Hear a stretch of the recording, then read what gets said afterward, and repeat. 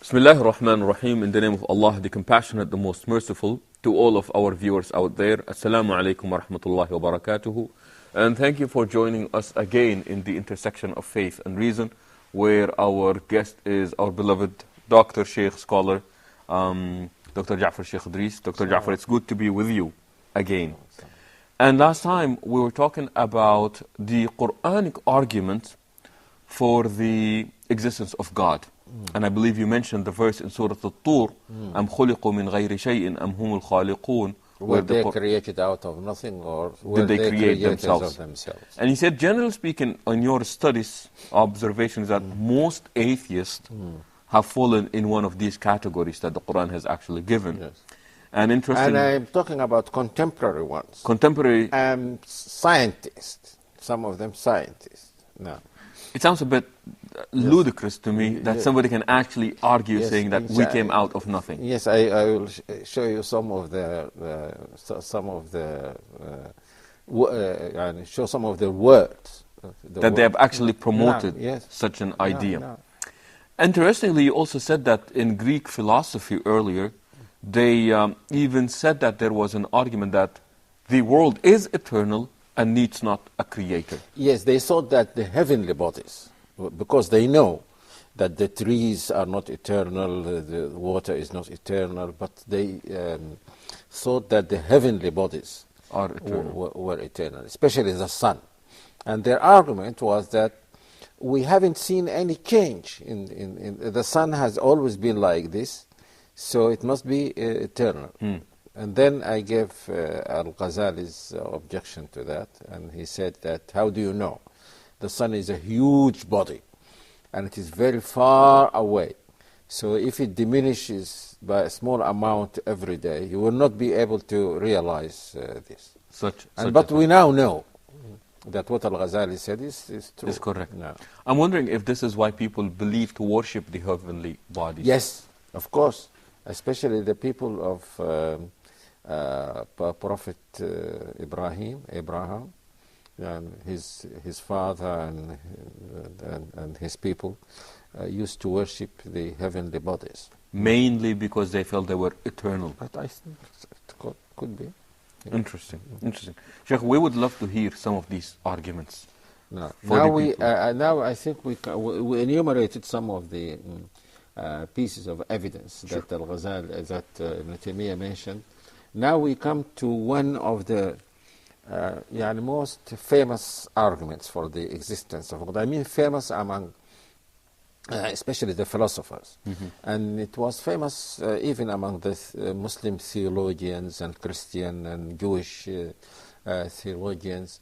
The argument took many forms, was formulated in many ways, and some of the formulations were wrong.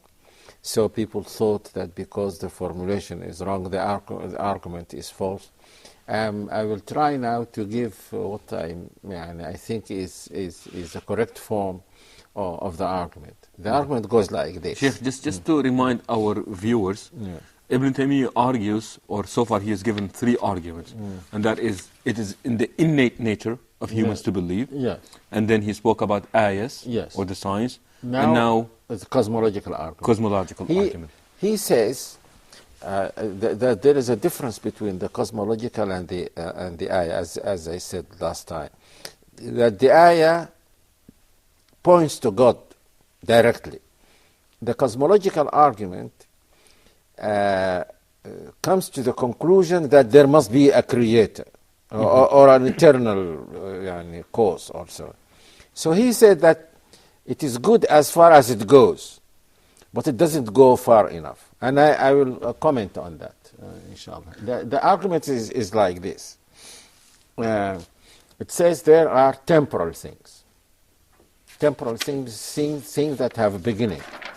This is something temporal. It was not there. It is now there. Okay. Right. A temporal thing must have an external cause. It cannot create itself. Sure. Okay. Now, it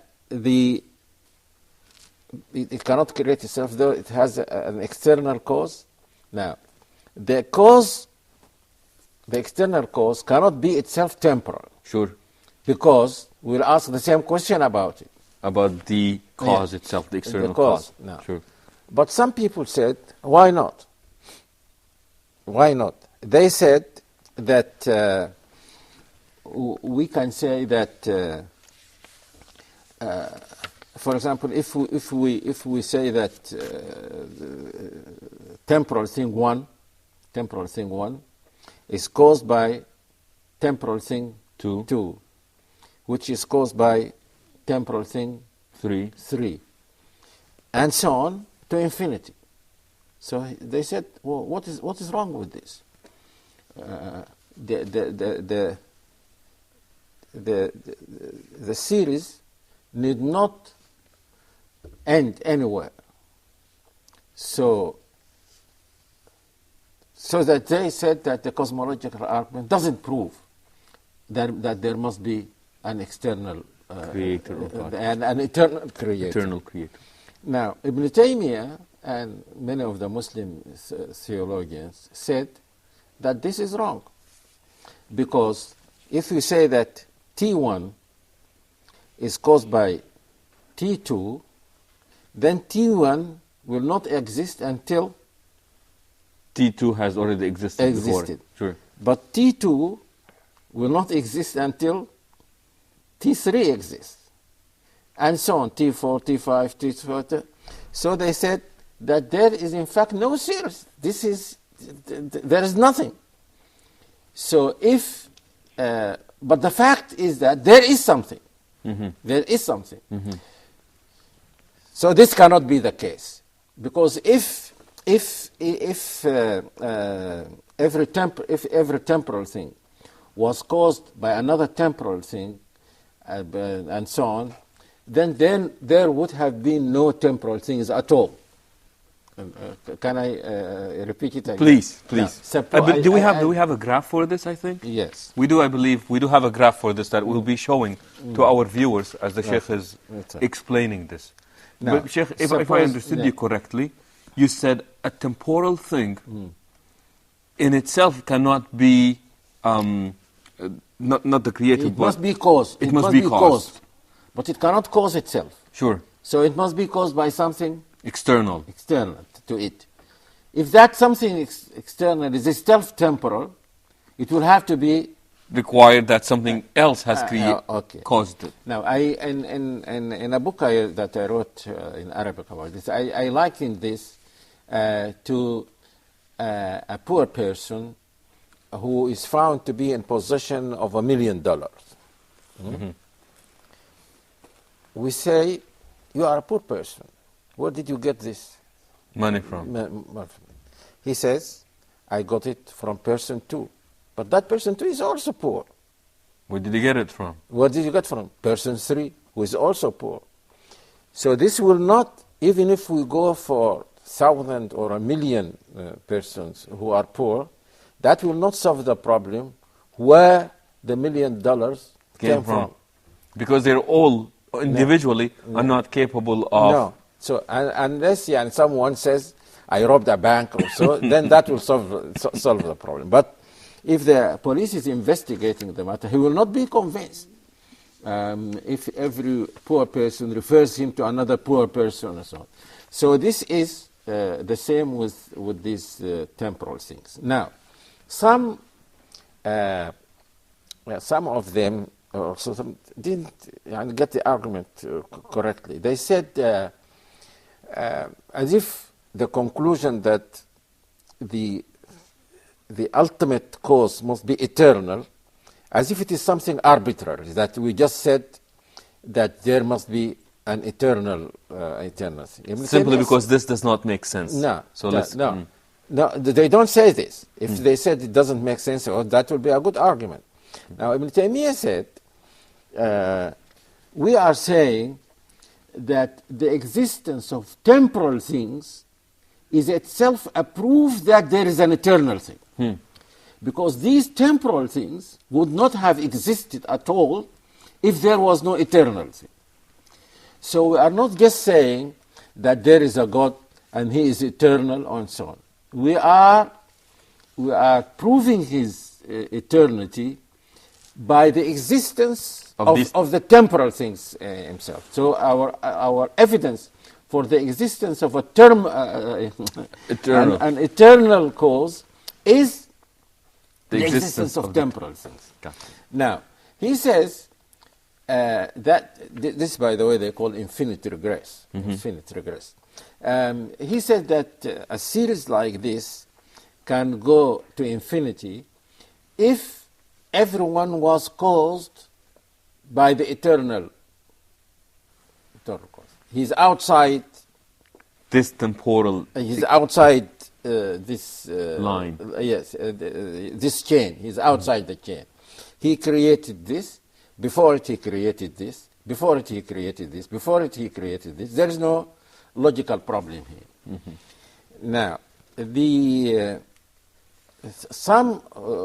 when a very famous physicist said, I have an alternative. It doesn't need to go this way, in a chain to infinity. Why not say, make it like a loop, he said, say E1 was caused by, E1 caused E2, E2 caused E3, E3 caused E4, E4 caused E1, which caused E2, which caused E3. And now it becomes circular. So there is no problem. I'm sorry. Just if we can show this to our viewers as you're watching this with us as well there. Yeah. E1 caused E2, E2 caused E3, E3 caused E4, E4 caused E1. Now, in my book, I said this cannot be the case because let us go backward now. Let us go backward. Okay. Say E1 was caused by E1 would not have existed had it not been for E4. E4 and E4 would not have existed had it not been for E3. And same with E2, the same with E1. So nothing exists. Sure. Now, if you say E1 caused E2, E2 caused E3, E3 caused E4, E4 caused E1. That was already caused. That was so E4 caused E1, but E4 is itself the result of E1, E2, and E3. Yes. So, and this is a very famous physicist. He wrote a book called God and the New Physics. And in fact, it was his book that made me think of writing a book on physics and the existence of the Creator in Arabic, because I realized that there is very little physics in it. And I am not a physicist. I realized that he relies heavily on the ideas and the arguments of Western philosophers. And I am familiar with that. So I said to myself, why not write a book and give the ideas of the Muslim philosophers and theologians? And that's what I did. Many people in the West are not aware of this. They don't know that, and it is our mistake, in fact. Our mistake meaning we did not. They don't think that there are Muslim intellectuals, for example, like Ibn Taymiyyah, because they don't know. They don't know about him. They know about their own philosophers, and they think that these are the greatest minds and so on. And so I think it is our mistake that people in the West don't know much about. So I hope that Huda will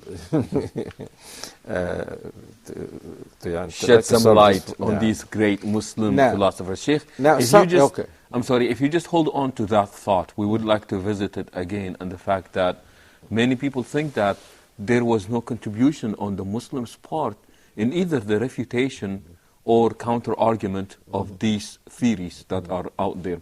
With this, we will take a short break and we will come back. Please stay tuned and we will see you shortly. Assalamu alaikum wa rahmatullahi wa barakatuh, and welcome back again to the intersection of faith and reason with our beloved guest, Dr. Jaafar Sheikh Idris.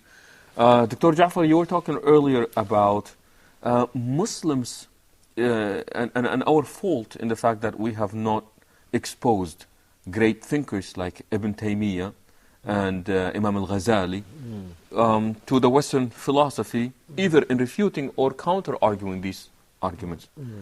I wonder what could be done. What could be done? People like you should write about. You are living in the West. You study the works of these people. Of course, some of the Orientalists did this, but they did not write popular books, and some of them Orientalists were not themselves philosophers, so they did not popularize the ideas of the Muslim philosopher, because there are many ideas. People will wonder that some of the ideas that they attribute to some of the philosophers were expressed by Muslim philosophers way back then, well, before them, a long time before them. And one of the things that I realized, something I found very strange, that the ideas of contemporary philosophers on what some of the Greek philosophers say, their criticism of Greek philosophy is very much like the criticism of the Sunni theologians. You see, the non-Sunni theologians followed the Greeks and defended some of their views. Contemporary Western philosophers discovered that some of these ideas were fallacious. They criticized them. And so the nearest people, the nearest Islamic ideas about philosophy to Western philosophy are these ideas of the Sunnis, not the Mu'tazilite or the other groups, or the other groups. And some of them wonder when I studied in London School of Economic and Social Sciences, and there was a very famous professor of philosophy called Popper. And he had an idea of which he was very proud. He used to say, it is wrong to say, as some of the Greeks said, that knowledge starts with definitions. Before you talk, you must define your words. And he used to say, this cannot be so. Because if I define my words, I have to define them in other words. And then if you ask me to define each of the, say I used 5 words, each of the 5 words, that will be 25 words.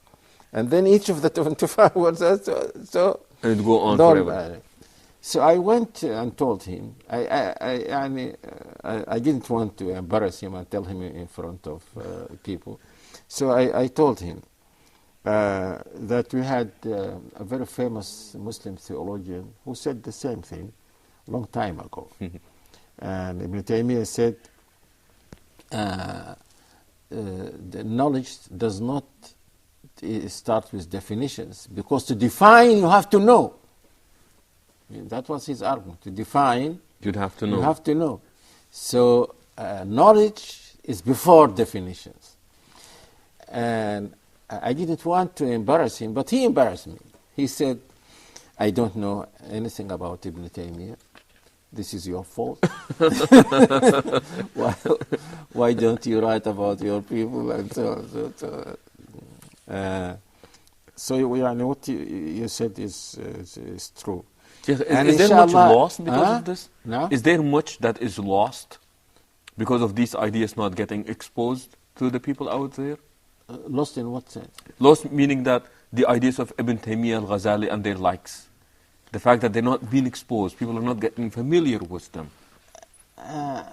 They are not lost. They are in books. But in fact, even many Muslims don't know much about them, because we are not very much concerned about it. Of course, in the Muslim world, we are concerned mostly about practical, since we have been colonized, we want to free ourselves from communism, we have dictatorship, we have this. So there isn't much time for pure intellectual matters like that. But if a Western philosopher reads Ibn Taymiyyah or so, he will find himself at home. He will and I have again an experience like this.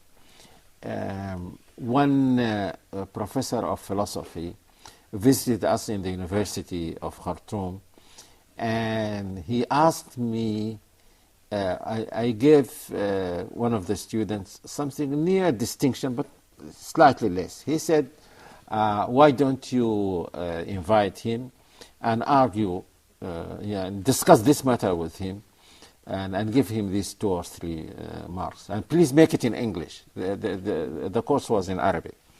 And I invited him. This man is now the Minister of the Interior, Dr. Zubair Bashir. Did you give him the marks? Yes, we started talking. Al-Ghazali, Popper, Ibn Taymiyyah, Kant, and he was very impressive. The student? The student was very impressive. And when we finished and he went out, he said, of course you give him this. And another colleague was also in the Department of Philosophy, was British, and he said that the thing that he learned, the most valuable thing that he learned by being in the Sudan and that department, is that he said that the human mind is the same. We in the West sometimes think, in fact, some people in the West used to think that even logic is something Western. Interesting. And a famous Orientalist like Montgomery Watt said something about the Arabs that for them contradictions don't mean any much. In fact, if there are contradictions, this is a sign of richness and so on. And of course, this is totally wrong.